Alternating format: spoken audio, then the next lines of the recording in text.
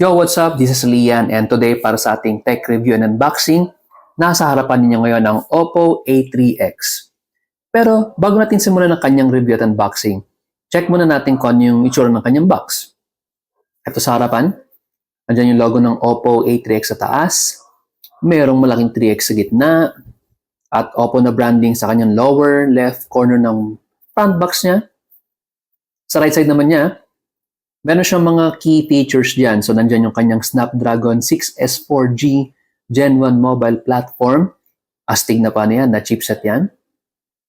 Meron siyang military-grade shock resistance, durable na phone. Meron din siyang over 4 years sa durable battery, samahan pa ng plus 45 watts na flash charge. So, meron siyang quick charge na feature. And yung kanyang isa pang feature is meron siyang splash touch with IP54 rating. So, hindi naman siya talaga waterproof, pero at least meron siyang IP rating na protection when it comes to mga water splashes and whatnot. Okay, check naman natin sa taas kung anong meron. Wala naman details. Nandyan lang yung name, yung color ng ating unit, which is yung Nebula Red, and yung kanyang storage na 4 GB of RAM and 64 GB na internal storage. Sa kanyang left side ng kanyang box, wala namang nakalagay masyado dyan. Meron lang Oppo A3X. Sa bottom, clear lang din. At sa likod, syempre, nandyan din yung ibang mga anik-anik na details dyan. Same din yung kanyang storage and yung kanyang color na Nebula Red. Okay? So, yan. Simulan natin buksan ito. At bago pa kasi ito, kaya yan, naka-plastic pa. So, yeah. Let's start with the unboxing. Yun. Okay, tanggalin na natin to. And let's remove the box. Yun. So, ang unang-unang nyo makikita is yung mismong unit na Oppo A3X. Pero syempre, later na yan. So, ano-ano nga bang mga included sa ating box? Tanggalin natin tong nasa taas na to. Okay, so next natin makikita is ito. Meron siyang kasamang case. Astig, ayun no. So, tignan natin yung tsura ng kanyang case. Yun know, ano siya, rubber na case, ang ganda ng kanyang texture. At least kasama pa rin siya sa box, hindi mo na kailangan bumili ng case. On the spot, meron ka ng original Oppo case na kasama. At nasa loob din niya yung ating mga safety guide. Ayun.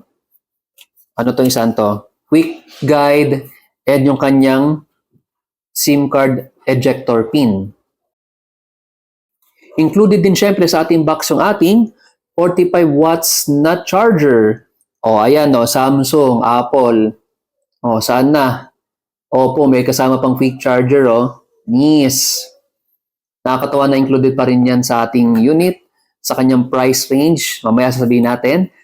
At yung kanyang USB cable na Type-C. Yun. Type-C USB cable. So, yun lang naman na included sa ating box. And yeah, let's jump na sa ating main feature na yung mismong phone. And now, eto na. Check na natin yung ating Oppo A3X. Tanggalin na natin tong kanyang wrap. Nice. Ayun, no? So, ito yung kanyang color sa nakita sa camera. Ayun, no? Kitang-kita niyo yung pagka-nebula red niya. So, yung kanyang finish is ano siya, matte finish siya sa gilid. And sa likod, hindi siya glass, pero para siyang may effect na glass. And hindi siya gloss textured siya. Yan, para siyang, ewan ko kung frost yung tawag dyan. Pero yan, kitang-kita yung kanyang color at napakaganda. Napaka-classy ng color niya. Okay, check na natin kung ano yung kanyang itsura. Simulan natin sa harapan. Siyempre, sa harapan yung kanyang main screen na IPS LCD, 6.67 inches yung kanyang size, 90 Hz. Yun nga lang, hindi siya 1080p, 720p siya. Pero for me, okay na rin yun. Siyempre naman, being a budget-friendly na phone, 720p is malinaw na rin naman, so kung tutuusin. So, yan yung kanyang screen. At siyempre, nandiyan din sa harapan yung kanyang front-facing camera na 5 megapixel, f2.2 27mm wide angle na camera na kayang mag-record ng 1080p at 30 frames per second. Sa kanyang left side, andyan yung ating SIM card tray. Sa baba naman yung kanyang 3.5mm head jack na merong microphone, USB Type-C, at yung kanyang down-facing na loudspeaker. Sa kanyang right side naman, nandito yung kanyang volume rocker at yung kanyang power button / fingerprint sensor. Sa taas naman, clear lang, wala naman ibang cheche-borete dyan. Sa likod naman niya, plain lang din yung kanyang Oppo logo sa baba, yung ating Nebula Red na frosted or textured na back plastic cover, at yung kanyang rear camera and yung kanyang flash. So, yun. Tingnan natin muna kung meron siyang power. I-on natin.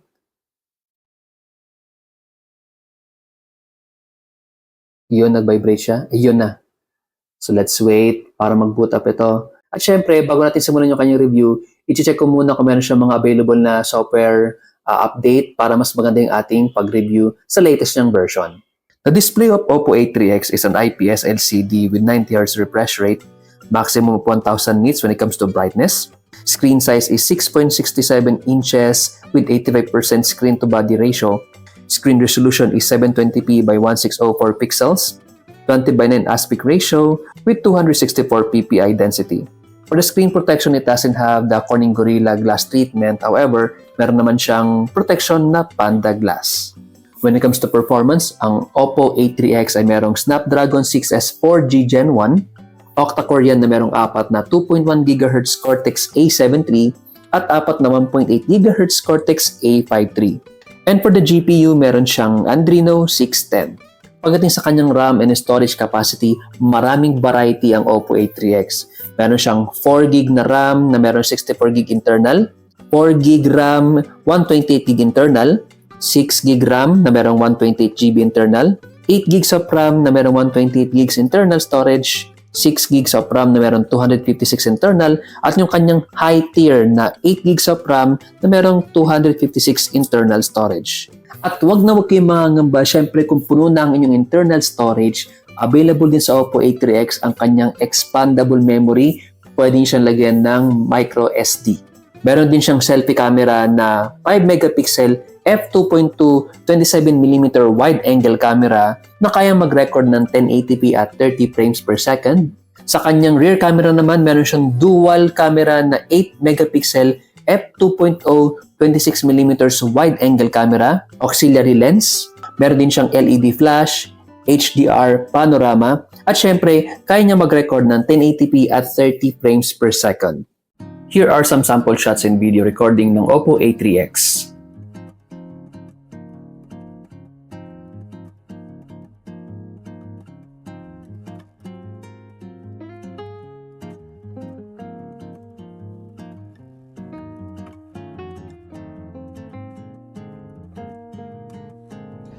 Sample video ng 1080p at 30 fps.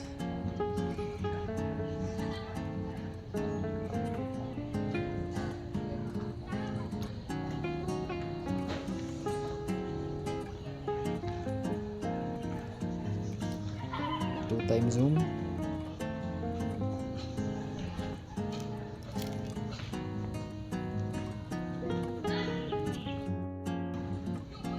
Rear video 720p at 30 fps.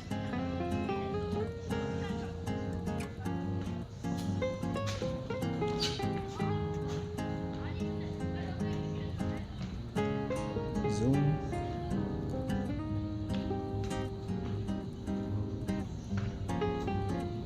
Sample video ng rear camera Oppo A3X sa low light, 1080p at 30 frames per second. Sample ng video, low light at 720p, 30 frames per second naman. Front camera, 1080p at 30 fps.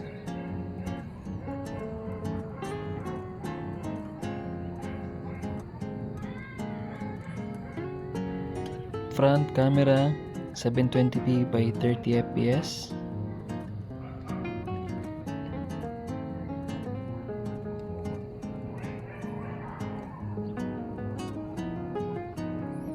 Sample video ng Oppo A3X sa low light. Setting niya is 1080p at 30 frames per seconds. Para naman sa kanyang battery capacity, meron lang naman siyang 5,100 mAh na battery. At if ever lobat na ang inyong phone, don't worry kasi meron naman siyang built-in na quick charge. Kasama dito yung kanyang 45 watts wired charging capacity na kaya lang naman mag-charge ng 50% up to 30 minutes. Other features pa niya, syempre meron siyang built-in na 3.5mm head jack. Dual SIM yan na parehong nano SIM. IP54 dust protection and water resistance. Military-grade shock resistance making this phone very durable. At syempre, available pa rin dyan yung mga sensors natin like accelerometer, proximity sensor, compass, at yung kanyang built-in fingerprint na side-mounted kasama ng power button. You know, now here's our Oppo A3X with all of its glory. So, in-upgrade ko na rin siya sa kanyang latest Android version. Check natin yung kanyang OS. Ang kanyang current version is Android 14. Pero syempre, sabi ko nga, meron siyang upgrade sa version 15. So, hintayin natin yung galing kay Oppo. Isa pa sa gusto kong feature ng Oppo A3X is yung kanyang screen refresh rate. Pupunta ka lang sa display and brightness. So, syempre dito available din yung inyong dark mode. So, pwede kayong mag-select sa light mode or dark mode. Okay, yan yung kanyang dark mode. Down below, makikita ninyo yung screen refresh rate. So, sa screen refresh rate, meron tayong 3 options dyan. One is yung auto-select. So, mag-a-adapt yung ating phone depende sa demand ng kailangan niyang i-punch na refresh rate. Pwede nyo namang i-lock yan sa 60 Hz lang. Select nyo yung standard. And then, kung gusto nyo ma-maximize yung kanyang screen refresh rate, pwede nyo select yung high, making the display 90 Hz refresh rate. Napaka-smooth yan. So, for the meantime, select muna natin 90 Hz display. And, yeah. Not sure kung nakaka-capture sa camera, pero sa aking point of view, talagang smooth yung kanyang refresh rate o yung kanyang screen. Talagang parang wala siyang lag, mabilis yung kanyang galawan when it comes to refresh rate. Yan o, kita naman sa screen. So, sa paggamit ko sa kanya, meron lang akong napansin. Well, being a budget phone, hindi naman siya yung mga kagaya ng flagship phone na talagang smoothie when it comes to performance. May mga certain parts na medyo may hiccups, medyo may lag. Pero ngayon, nung nag-90 Hz display tayo, medyo nawala yung mga laggish movement niya. Nakatulong yung refresh rate niya kasi mas nagmukha siyang parang mabilis. Pero yun, may mga napapansin ako man na mga stutter when it comes to switching apps and all. Pero again, hindi na ako mag-expect ng masyado rito kasi hindi naman siya flagship phone. And for its price and for its chipset na Snapdragon 6S 4G Gen 1, pasok na sa banga yung kanyang performance. Okay, ito na set natin yung ating fingerprint sa kanyang fingerprint sensor sa power button. Check natin kung gaano kabilis yung kanyang response time. So, i-off natin. Okay, so this time hindi ko pipinitin yung power button. Ipi-place ko lang sa ibabaw ng power button yung aking thumb. And go. You know, ang bilis oh. Para mga less than 1 second or 1 second yon. Ulit natin. Turn up natin. Place my thumb. Noise. You know, mabilis din yung response ng ating fingerprint sensor. So, goods yun when it comes sa kanyang security at sa budget phone na to. Okay, ngayon check naman natin yung quality ng audio ng Oppo A3X. Hindi siya dual speaker, no? Check natin yung kanyang quality at yung kanyang speaker located sa bottom niya. Let's play our video and hopefully makapture sa ating video yung kanyang audio quality. Naniniwala ba kayo sa forever? Sa love at first sight, naniniwala ba kayo? Well, ako, naniniwala ako dyan. Parang yung feeling na kilig ka pag nakikita mo yung crush mo. Kung di naman kaya yung masayang pakaramdam mo. Pagkasama mo yung mahal mo. Parang ganito lang din yun. Okay, so grabe na. Pinump up ko yung volume niya at napansin ko meron siyang parang, 300% volume. So, ang lakas ng kanyang volume eh. Ibaba natin yan, mga ganyan lang siguro. Play ko ulit yung video. Skip natin. Kia Pride sa South Korea. At Okay, yan yung kanyang naman sa volume North quality. America. 100 lang. 1999 hanggang 2005, Para sa export market Tapos, naman, lakasan natin. lumabas ang first gen ng Kia Rio. Ooh. Taong 2005 hanggang 2011 Ang lakas. ang second generation Teka, wait. naman. Grabe. Ang lakas ng kanyang audio, no? Paano ba to? Malakas yung kanyang volume. Hindi man siya clear talaga ng mga ibang phone or yung mga high-end phones. Pero sa kanyang loudness, tapos buo yung tunog, narinig ko pa rin yung details ng audio, yung salita yung sinasabi nung nagsasalita. Clear pa rin naman. Tapos meron pa siyang parang boost na volume. So, ulitin natin. 2011 hanggang 2017 ang third generation. At 2016 hanggang Narinig mo yung paghinga dun sa sa nagsasalita eh. So anyway, yun. So sa opinion ko, malakas yung volume. Hindi siya ganong ka-refine, pero enough na siya for me para marinig ko na clear yung nagsasalita. Tapos merong yung pag 300% yung volume, meron siyang extrang power na ganun Kasi 100 lang yun na volume, pasok na Yan present day ang fourth generation ng Kia Rio. Okay, dito ako sa aming living room, sobrang lakas ng volume niya, nag-e-echo siya sa pamamahay namin. Yun na masabi ko sa lakas ng volume niya. Sobrang lakas niya, nag-e-echo dito sa aming living room. At again, take note, isang speaker lang yan sa bottom, so nakakatuwa at astig yung kanyang sound quality. At syempre ito try din natin yung kanyang kasamang case. Sabi ko nga, rubberization na textured. So, ang ganda na kasama pa rin ito sa ating box. So, ilagay natin.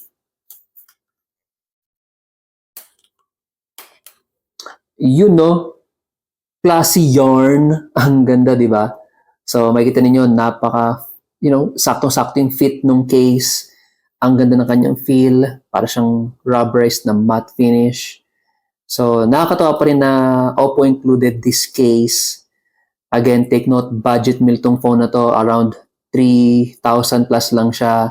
Pero yung mga kasama niya, grabe. So for me, napakaganda na included pa rin sa ating purchase itong kanyang case. Ang masasabi ko sa Oppo A3X is sobrang pasok sa banga. Take note guys, yung presyo niya is nasa mga 3,000, palagay mo ng 3,000 to 4,000, ganun yung kanyang price range. Pero yung kasama naman sa kanyang package is merong quick charge, may case, magandang phone. Ano pang hahanapin ninyo? So kung hanap ninyo is yung budget na quality phone, andyan ang Oppo A3X. And that's our review para dito sa ating Oppo A3X. Sana na-enjoy ninyo yung ating quick review lang naman, quick unboxing sa Oppo A3X. And sa mga bago pa lang sa channel, please subscribe. Leave your comments down below, share the video, like the video, and as always, stay chill!